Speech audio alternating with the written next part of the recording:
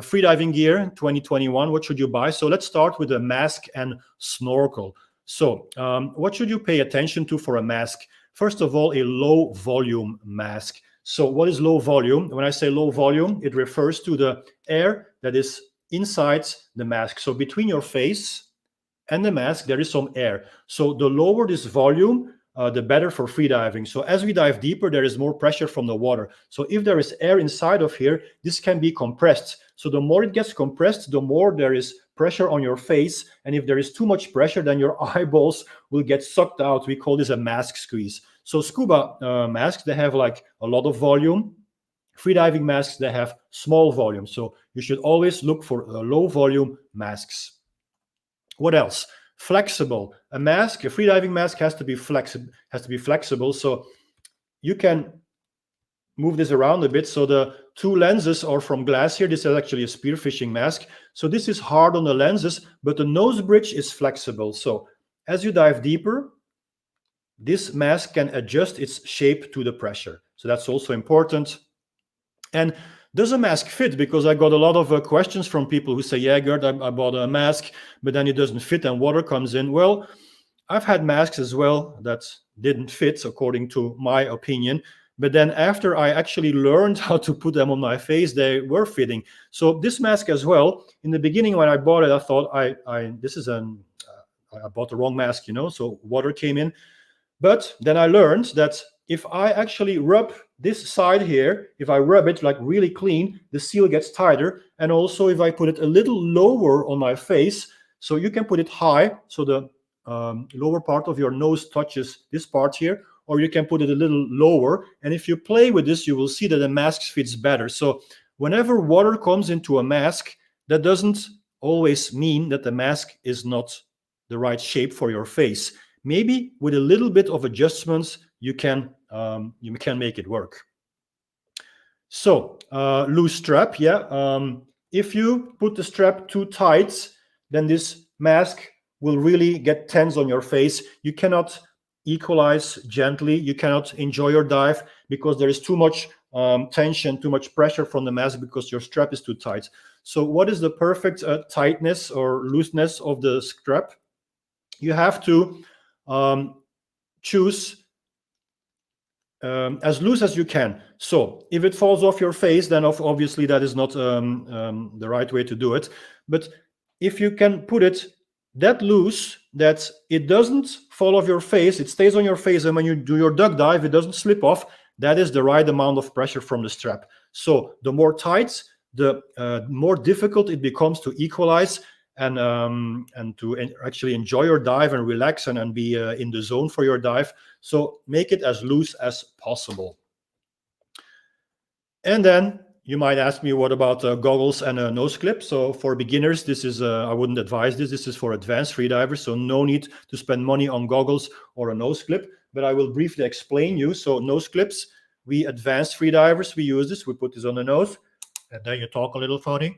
So obviously then you don't have to pinch your nose anymore. If you use a nose clip, you can no longer use a normal mask. So therefore we use goggles. So goggles are basically just swimming goggles with optic lenses on top of them. So these ones I made myself. I know I look like a dork when I have them on, but they were way cheaper because I made them myself. So these are $10 goggles with lenses that are a bit more expensive, and I glued them on top of the goggles. So the idea is when you go down, they fill with water because there are little holes here on the sides. So as you go down, water gets in, and then you cannot, you don't have air anymore here that gets compressed. So you would think, yeah, if I put goggles on, I cannot equalize my goggles because there is no way that I can get air from the nose into these goggles, which you can do with a mask. Well, we solved this problem by putting air inside of the goggles, and that's why they are called fluid goggles. But this is a video for beginners, so you don't need that.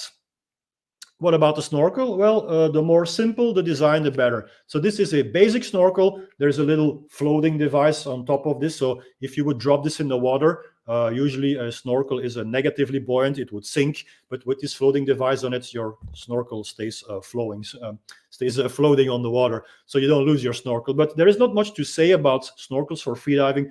The most basic model you can find also flexible. Oh, broke it here. The better. All right. So let's take a look now at what we can find on the internet. So decathlon.be, and this is the local version of Decathlon. So I'm in Belgium now, so I get redirected to decathlon.be, and there's a lot of freediving stuff there. But I noticed that if you go to decathlon.com, they actually don't sell freediving stuff. So you have to check out your local version of the Decathlon shop online store. So this mask costs like 24 euros. It's a low volume mask. Subea. It doesn't really matter what is the brand. Just look for budget masks, low volume. What else do we have? Oh, Salvimar here. This is the incredible mask. I really like this mask. I had it myself, but I lost it. If you watch the thumbnails of my previous videos, a bit from like 2-3 months ago, you will see I'm using a mask that is very different from other masks I've been using. So that was the Salvimar Incredible mask. The color was a bit different, but it's exactly the same mask. This is pure made out of silicone, and even the lenses are plastic. So this is very flexible. As you dive deeper, you will probably not even have to equalize your mask anymore. This is a very good mask, 21 euros. There is other masks, of course, on the Decathlon store, 20 euros here. What else do we have? Dive In shop. So this is scubastore.com. Dive In. From Mares, we have a spearfishing mask, 32 euros. Spearfishing or freediving, it doesn't really matter. You can perfectly buy a spearfishing mask for freediving purposes. It doesn't matter. What else do we have? Umberto Pellizzari, a well-known brand. Omer was actually my very first freediving mask, 32 euros. All very affordable stuff. And then you can also buy freediving gear on Amazon. Sometimes, usually the prices are a bit higher, but you can find really good deals. Like this mask here is $29. So let's go to the fins now. What do we have to know about fins? Well, there are plastic fins, fiberglass fins, and carbon fins. As a beginner, if you've never bought fins before, I would highly recommend you to buy plastic fins because, first of all, they are the most affordable, the cheapest fins.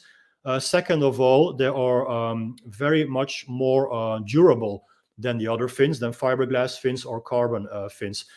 Also, when you progress, when you become a better freediver, you will eventually have more knowledge and will choose other fins. But in the beginning, it's just not worth spending a lot of money on expensive fins. So your first pair of fins, just like I did, buy plastic fins. Then if you come to a point that you say, okay, I just want to have a bit more high-end fins, you can buy like I would call this a second tier fins, the fiberglass fins, which is like in the middle between plastic and carbon fins. So fiberglass fins, they are a little more fragile actually, but they have a better snap. So what is the main difference between those three types of fins, plastic, fiberglass, and carbon? It is the snap. So this is here my Moishanov's carbon fins. And listen to this. This is the snap. So what is important in blades is the snap, because from the snap you generate your power. So every time you go with the fin to one side, like this, it comes to a point where the fin wants to snap, snap. Then you go to the other side and snap, and to the other side and snap. And it is with this snap that you generate power. Now, carbon fins have a way better snap than fiberglass fins, and fiberglass fins have a better snap than plastic fins. So you pay for what you get. Now, the question is, as a beginner, do you really need fins that get the maximum out of the power you generate from your legs? And the answer is obviously not. So if you have like $300, $400, $500 that you could invest in freediving, I would highly recommend you to invest it in tuition, in following another course, in a specialty course, in coaching. Just become a better freediver. Spend your money on becoming a better freediver. Do not spend your money on high-end $700 fins, because you simply do not need them. These fins here, they are for competition. I mean, I barely use them because when do you do competition? When do you do like maximum dives? Most of the time you are fun diving, you are training, and it's just not necessary to have so much money on your feet. So for beginners, definitely your first pair of fins, buy plastic fins. Then the other question is, so this does not apply to plastic fins, but for fiberglass fins or carbon fins, should I buy soft, medium, or hard? So these fins are soft. So soft means that the snap will come faster. So a soft fin, a soft blade, will snap faster. Snap, snap, snap, snap. Whereas a hard blade will require a bigger amplitude, because the snap will come later. Now comes the snap. Bigger amplitude, bigger amplitude, bigger amplitude. Now comes the snap. So this is a hard blade with a big amplitude, and a soft blade has a small amplitude because the snap comes fast. So obviously your finning technique will be different with a soft blade than with a hard blade. So what should you choose? Well, that is difficult to say. And even if you look at websites from manufacturers, I don't think they know themselves, because I haven't seen an online shop for fins where they actually explain this. In my opinion, go for the softest blades available, because then you can do like a small amplitude and you can use other muscles. And actually, I got this from Alenka Artnik, a world champion with the females. I asked her this question: should I go for medium stiffness or a soft stiffness? And she said, go for the softest blades, because then you can do small amplitudes and you're not using your big muscles anymore, like glutes or hamstrings. You're using like smaller muscles, and then you're using less oxygen. I don't know what is. I don't think that is like a black and white science. But I like to listen to people who have more experience than me, especially when they're world record holders. I personally enjoy more finning from soft blades as well, because it's more relaxing. If you have hard blades, then you have to put a lot of power in it. Now, that doesn't mean that hard blades are bad, or that soft blades are better. It's just a personal preference. For beginners, if you would go for fiberglass fins, choose either medium or soft. I had fiberglass fins for a long time. They were medium stiffness, and I've done 68 meters bifins with this. So they are perfect fins for deeper dives. Then the foot pockets. You can have custom foot pockets or just standard size foot pockets. On these fins, the foot pockets are custom made, so you have to send the manufacturer the measurements of your feet, and then they will make foot pockets that are perfectly made for your feet. Basically, no one else can use my fins because they are only made for my feet. Of course, there is a price to this. All of this costs more, and you do not need this as a beginner, neither as an intermediate freediver, because it costs too much, and also they are very tight. So these fins, you don't use them for a whole hour. You don't use this for fun diving. You use this for only one dive, for your deepest dive. So advanced freedivers, when they train and they go for a maximum dive, they only do one dive in a session. So in 10, 15 minutes, your session can be over. Obviously, for a beginner, that is not your case. So I wouldn't recommend custom-made foot pockets for beginners, because it's simply not a practical thing. They are tight, and they should be tight, because the tighter they are, the more power you can transfer from your legs to your feet. But as a beginner, that's not what it comes down to. As a beginner, you want to spend at least an hour in the water and work on your skills and your relaxation, and you just want comfortable fins with comfortable foot pockets. So let's take a look again at what is available on the market. This one, again, Decathlon, so it's in Dutch, duikvinnen, fins for freediving. 45 euros, guys. These are perfect fins for beginners. 45 euros. You don't have to spend any more than that. Subea, they have a 44, is the same price. So foot pockets and fins, they come in one set, so it's not separate. Cressy has a very good plastic fins. My very first fins were from Cressy. I've used them for many years. 90 euros. Then we have a SEAC, very nice fins as well, with the SEAC foot pockets. This one from Dive In, 53 euros. This is with the typical immersion foot pocket. So immersion is a label. They make nice foot pockets, and this comes already together with a blade for merely 53 euros. Okay, if you say I don't want to buy plastic fins because I have enough money and I just want to buy fiberglass fins, or you have already plastic fins, so next stage would be fiberglass fins, then you can take a look at Freedivers shop because they sell a lot of leader fins. Now, I'm not sponsored by anyone. I'm not saying this because leader fins asked me to do or something. I'm not sponsored by anyone, but I like leader fins because my second pair of fins that I bought were leader fins. Those were the fins I did 68 bifins with, and I really, really like them. They are very durable for a very good price. So if we take a look at this here, 124 euros, you get your foot pockets and your blades together in one set. Leader fins, ice fins, there are different designs, of course. Jungle fins, not exactly my thing, but it doesn't matter. There is a lot of designs on the websites. You can also go to the website of leader fins themselves. So fiberglass fins are like the mid-tier in between carbon and plastic fins. What else do we have here on Amazon.com? Budget. These are carbon fins, $500, just to show you that the carbon fins are more expensive. Another one on Dive In, carbon fins, medium stiffness, 379 euros. Okay, then next thing, wetsuits. So what do we have to know about wetsuits? So first of all, if you don't have a freediving wetsuit, no problem. You can use a scuba wetsuit or surf wetsuit. And in fact, when I'm diving here in Belgium in dive tank, the temperature there is 24 degrees, and I don't have a wetsuit for that particular temperature. So I use this one. This is a O'Neill windsurf suit. It's a 3 millimeter, and on some parts it is 5 millimeter O'Neill, and it is perfect for freediving. I mean, I've done all my sessions in dive tank with this suit. So if you have this already, there is no need to buy a typical freediving suit because a scuba suit or a surf suit is perfect for beginners. Now, suits are made of a neoprene.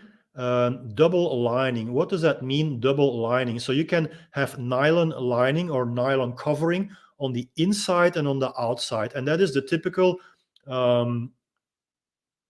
wetsuit that you have seen. So this is like a $51 wetsuit. If you go to a scuba store and they provide freediving courses as well, and they have already suits for their scuba students, then this is the kind of suit that they have with lining on the inside and outsides. Perfectly okay for beginners. It is very durable. So what is the problem? The problem with neoprene, it is fragile. So that's why they make on the outside a nylon covering. It can be on the in and the outside or both, to just make it more durable so it doesn't rip apart that easily. So especially for a beginner, you're gonna scratch your suit on the wall, on corals. If you sit down and there's like a stone, and you sit down on a sharp edge of the stone, if you don't have lining on the outside, then you will rip apart your suit very easily. So on the inside and the outside, or we can have neoprene single lining. So when we have this lining only on the inside, then the outside is the pure neoprene, and we call this smooth skin. So the suit that I'm doing competitions with is this one, with my name on it. I just love the smell. This is a 2 millimeter smooth skin. So smooth skin means that there is no lining on the outsides. So it is smooth on the outside, which makes it more hydrodynamic. This is why this is a competition suit, because you actually free fall a bit faster because it's more hydrodynamic. But there is lining on the inside. This is on the inside. It looks different. It feels different than on the outside. It is not that smooth on the inside. It is more durable on the inside. So durable on the inside and a bit more fragile, but more hydrodynamic on the outside. This is what you will see for most competitive freedivers. This suit is from Best Dive. I think it's a Japanese brand. I bought it in Panglao in the Philippines. I absolutely love this suit, 2mm. What else do we have? You can have the same, but on the outside, the lining on the outside. So if you have this lining on the outside, so the more durable surface on the outside, and you have the pure neoprene on the inside, that's what we call open cell. So it is more difficult to get into open cell because you don't really glide into your sleeves. You have to put you have to jump in the water and put your suit on in the water, or you have to use a bit of shampoo or baby shampoo to make it glide better. It can be a little bit of pain in the ass to get into an open cell wetsuit. It depends on how tight it is. This is also a kind of suit that is used a lot for spearfishermen because they spend a lot of time in the water, and open cell suits, they tend to be just a little warmer. Then there is one-piece and two-piece suits. My suit is a one-piece. It means it's just out of one piece. There is no top, there is no bottom, just one piece. And it has a zipper at the back. If there wouldn't be a zipper, you couldn't get into your suit. So the advantage of a one piece is that it's lighter. It is more flexible. You can move more into a one piece. And that's why I prefer a one piece for no fins. Once again, for beginners, it really doesn't matter, and you should not buy this suit for beginners. But I'm just explaining you so you know for later. The disadvantage of this is that water might come in through the zipper, although nowadays they have water seal, waterproof zippers. A two-piece has a top apart and trousers apart, so you can get in them more easily. It doesn't have a zipper at the back. And if it's really warm, you can choose to use only the top, for instance, and not the trousers. And then the thickness, Gert, how thick should our wetsuit be? Well, there are different sizes, different thicknesses, from 1.5 millimeters up to 7 millimeters. So it depends on the temperature of the water. So the colder the water, the thicker your wetsuit. So 7 millimeters is for really cold water. 1.5 millimeters is for really warm water. Like in the Philippines, the surface water at the surface is 29 degrees Celsius. And I was using, my previous suit was 1.5 millimeters. This one is 2 millimeters. I mean, the difference between 1.5 and 2 is not that much. So for really warm water, 29 degrees, 1.5 to 2 millimeters. If it's a little colder, like 27, 26 degrees, I would go for a 3 millimeters. So it all depends on the temperature of the water. And then should you go for a custom or standard size? Well, custom made is only for competitive freediving, advanced freedivers, or if you have body sizes that do not fall into the standard size, which is actually my problem because I'm pretty tall, have long arms, long legs. So if I choose a standard size wetsuit, usually it comes until here. It doesn't cover the wrist, and on my legs it stops a little under my calves. So that's a bit weird. So for people with body sizes out of the normal, I would say out of the standards, you could go for custom size. So then you have to send the manufacturer your measurements. But I would also like to say that some standard sizes offer like sub sizes. So I once won a wetsuit from Elios, and it was a standard size. But in the standard size, for me, there was like a long and a short and a medium version. So if you choose the long version of that standard size, then you got like longer sleeves and longer legs, which was actually perfect for my body. So it really depends on the manufacturer. Once again, for beginners, you don't need this. And then let's take a look at what there is available on the market again. So Decathlon, these are trousers for spearfishing, 50 euros. Mares, I really like the suits from Mares, 110 euros. This is top quality. On the outside, nylon. What else do we have? This is the same, the trousers, 83 euros. Again, on the outside, um, the lining. Then we have Crécy. Oh, I really love this suit. If I'm not mistaken, this is open cell, so lining on the outside and an open cell on the insides. This is a full suit for $119, and I've used it. If I'm not mistaken, this is the same suit that I used when I was in Menorca, diving with Freedive Menorca. It was a 3mm I was using, and it was absolutely fantastic. I love this suit. Maris, we already got this one, I think. Jacket 3mm. Oh, then we have Umberto Palizzari, Umberto Palizzari, 3mm. A two-piece for $129, very affordable. This is smooth skin. You can also see it on the picture. It's like shiny. It's because it's smooth skin on the outsides. All right, and then weights and belts. There is not much to say about this. Rubber versus nylon. So what am I talking about here? This is a belt, and this is a nylon belt, which you should not be using for freediving, but I bought it because it was in promotion. It was only like two euros. So yeah, I mean, for 2 euros, I just buy it because I didn't have a rubber belt here in Belgium. But for freediving, you use a rubber band, not a nylon one. And why rubber? Because it has to be flexible. So you wanna wear your belts on your hips. So you actually push your belt down a little bit so it rests on your hips. And if your belt is from nylon, it cannot go open, it's not flexible, and it will always come off. So you want your belt to stay on the hips also when you do your duck dive and when you're in different positions. Therefore, it has to be a rubber belt. Weights, they come in different sizes and colors. This is a 0.5 kilo weight.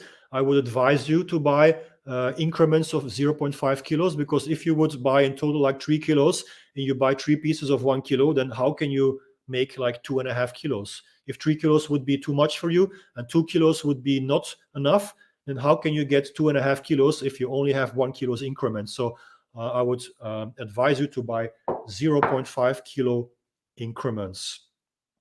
And then we're going to take a look again at what is available on the different sites. So Decathlon, 20 euros, rubber band, rubber belt, 0.5 kilo. This is 4 euros. I think if you buy them in bulk, you get a better price even. Budget belt. Oh, this is nylon. I included this as an example of what not to buy. So you have to be careful about this. I didn't see it directly on the picture, but I see it now in the title. It's a nylon belt. So that is not what you want for freediving. Rubber belt, SEAC, $18. These are all perfect for freediving. All right, guys. So, you know, I like to talk about my memberships, right? If you're not a member yet, you can click the join button. You can become a freediver, advanced freediver, or master freediver. Those are two different tiers, different levels of being a member.